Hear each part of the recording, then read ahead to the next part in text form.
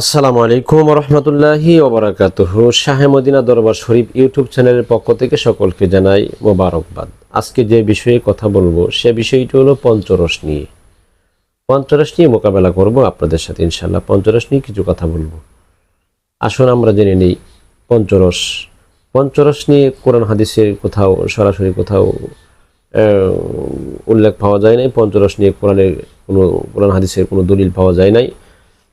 অনেক খোঁজাখুঁজি করেছি, চেষ্টা করেছি, কোথাও পঞ্চরস নিয়ে কোথাও কোরআন এবং সুন্নাহ পাওয়া যাচ্ছে না। তবে সাধু সন্ন্যাসীদের দ্বারা যারা তাসawwুফ গবেষক এবং সাধুত্ববাদ যারা ছিলেন তাদের মতে পঞ্চরস পাওয়া গিয়েছে।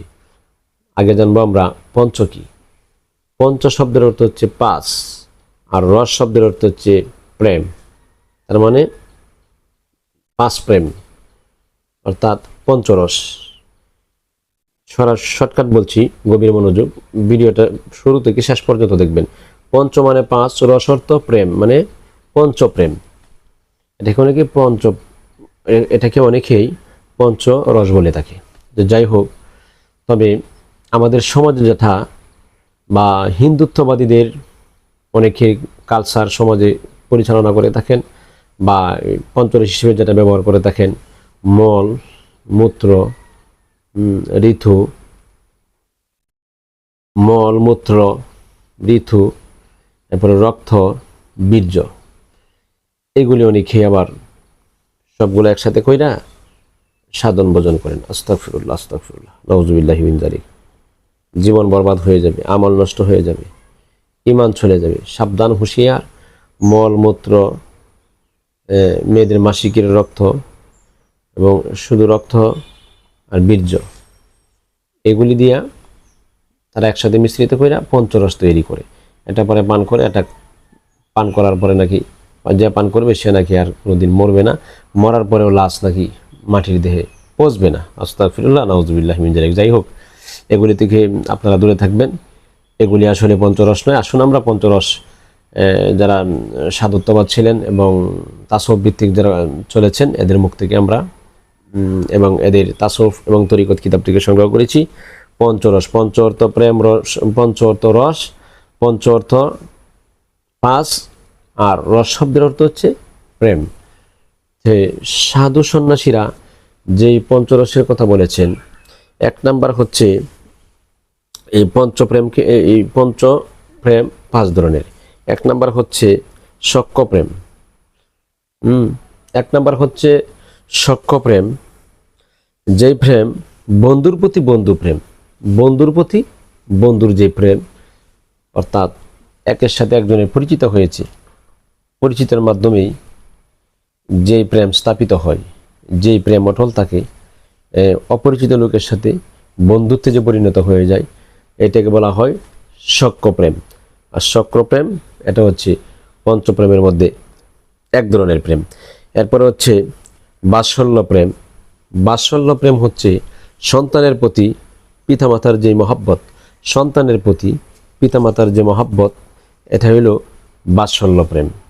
কারণ স্বাভাবিক সন্তানের প্রতি মা বাবার মহাব্বত থাকেই, সন্তানের প্রতি মা বাবার আদর, স্নেহ, ভালোবাসা থাকে। নাম্বার 3, শান্ত প্রেম। শান্ত প্রেম যেটা পিতামাতার প্রতি সন্তানের ভালোবাসা। কারণ প্রতিটি সন্তানই তার মা বাবাকে ভালোবাসে, মহাব্বত করে। এই যে ভালোবাসাটা, এই ভালোবাসাকে বলা হয় শান্ত প্রেম। এরপরে 4 নাম্বার হচ্ছে মধুর প্রেম। মধুর প্রেম হচ্ছে স্বামী এবং স্ত্রীর মধ্যে যে মহাব্বত, স্বামী স্ত্রীর মধ্যে যে মহাব্বত পয়দা হয়, বিরাজ করে, অন্তরদের মহাব্বত হয়, সেটাকে বলা হয় মধুর প্রেম। আর মধুর প্রেমটা হচ্ছে স্বামী স্ত্রীর যে প্রেমটা, এটাকে বোঝানো হয়েছে।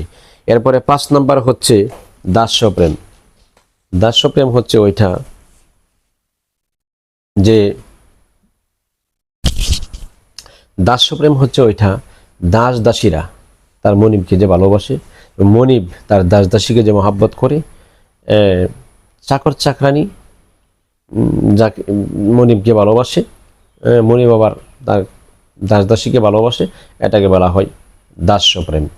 এই দাস্য প্রেম, এই হলো মোট পঞ্চপ্রেম। এই পঞ্চপ্রেমেই আমাদের মাঝে বিরাজ করে।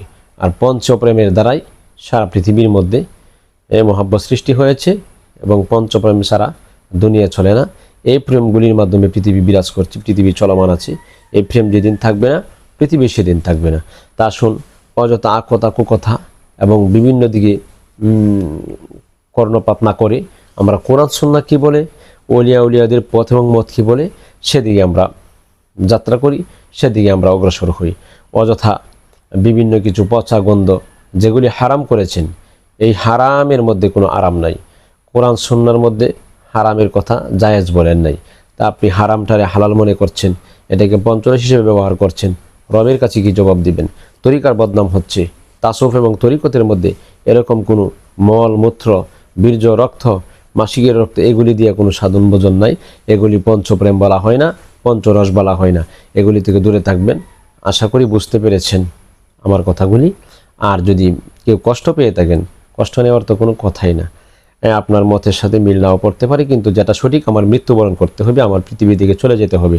সেজন্য এই সত্য কথাটা আমি উদ্ঘাটন করলাম, উপস্থাপন করলাম, যাতে তরিকার মানুষগুলি এগুলি জানে।